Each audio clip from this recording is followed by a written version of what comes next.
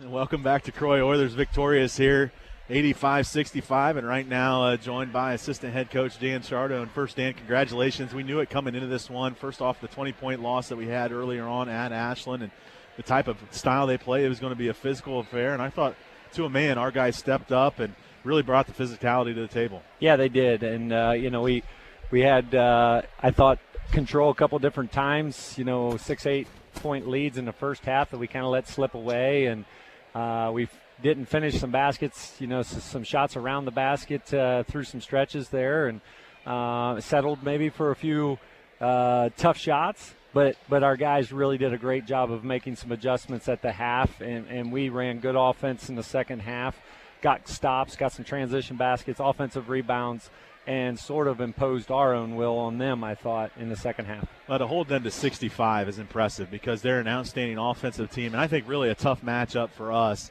especially without Austin Gardner on the floor with his injury. They run a three-guard lineup, and being able to match up with their speed and quickness is tough. And I thought really for the most part, Adrian Cook got in the lane a couple times, but other than that, really stymieing them and stymieing Boo Osborne. Yeah, we did, and I thought we did a fantastic job of making some adjustments from the first time we played them, and doing a good job of communicating those dribble handoffs, those little brush screens they run, those little semi-ball screens, and containing the basketball, challenging shots at the rim.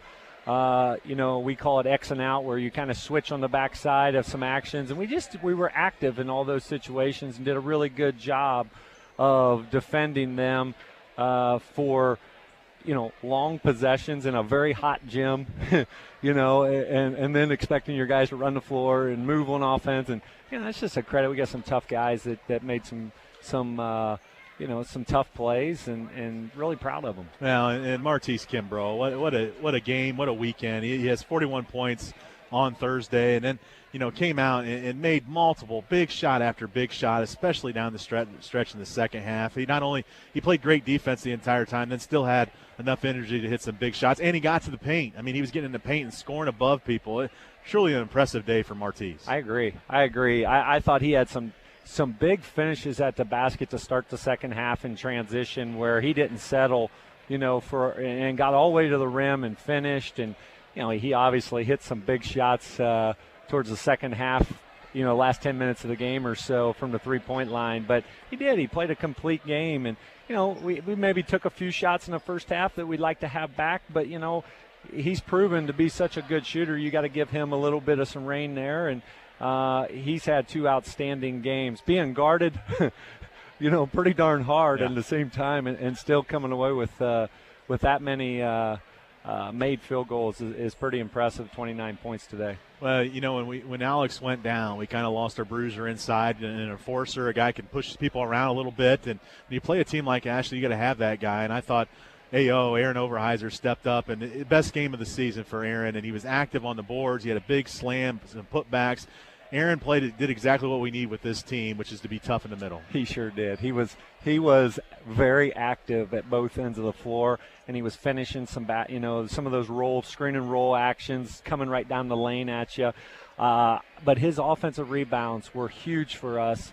Extra possessions, just great energy. Anytime you play 10 minutes and you get 7 rebounds, that's pretty darn impressive. And he had 6 points to go along with that. He had a couple cheap fouls in there maybe, but that's the way it goes. But he was outstanding in his 10 minutes tonight. He certainly was. Today. And I want to talk about finish it up with our seniors. We'll start with Tyler Stern-Tucker, and he struggled shooting the ball. He had some great looks inside, and just one of those things where just roll off the rim. But Tyler came through when we needed him. I mean, the game was in the balance. I want to say it was like a 5-point lead, maybe even less than that. And he got a bucket and a foul inside on a tough play, and that really started our momentum. We got that one, and next thing you know, that 6 or 7 point lead was out to 20, and it's good to see Tyler get it going there in the second half. It really was, and he's going to finish a lot more of those. I tell our guys keep throwing it to him in there because I got a lot of confidence he's going to finish those in there. And you're right, he had a big basket there, an and-one, but he also had a couple of big deflections on defense when we went zone down there, where he recovered at the basket area, and that led to some transition baskets for us.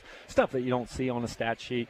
He's had a tremendous senior season. I'm very happy, for both of our two seniors. I think I've said that numerous times on the radio this year, and like you say, you end up 2 for 12, but I would have never known. I mean, if I didn't see a stat sheet at the half, I would have thought he played a pretty good game overall. He just didn't finish some baskets around the rim. And Ricardo Smith, this is his kind of game, physical, in-your-face type of style. He's a physical point guard. He had a couple nice finishes there, but what I'm really happy with is his defense. It was great, and then his rebounding. And, he's 6'3" and a guy that can really dominate a game on the glass. He did it today.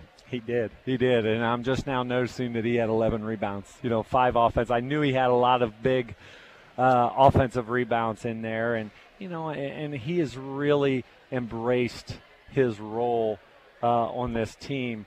And over the last 4 weeks or so, 3 weeks or so especially, but I think he's done a great job of understanding his strengths as a player, and it complements our team really well because he's such a big point guard. Teams have to try to figure out how they want to match up with us.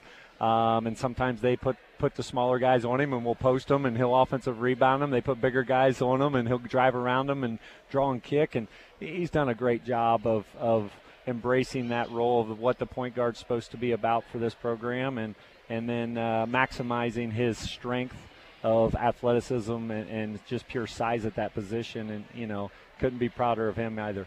Well, the situation we're in is a great one because we get 21 wins now to find defeats, go on the road, and instead of talking about trying to get into the GLIAC tournament or position in the GLIAC tournament, you just talk about getting better and continue to work to making the NCAA regional. And this is a big win for the regional and a big opportunity because it's a team with a winning record in Walsh. You got to go to their house. It'll be a lot of points if you go over there and get a win. Yeah, it will. It'll be interesting because I don't believe that they are in contention for the GLIAC tournament, but I'm sure it's senior day for their two.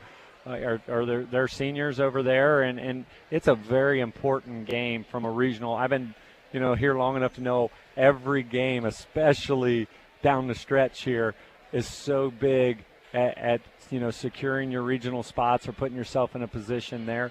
So it's a really big game for us from that standpoint. And if we can somehow go over there and find a way to get a win, that's going to put us in a great position for the regional tournament. It won't be easy. They shoot really well at home. They got some dynamite offensive players. I think that's your point. It could be a high-scoring affair.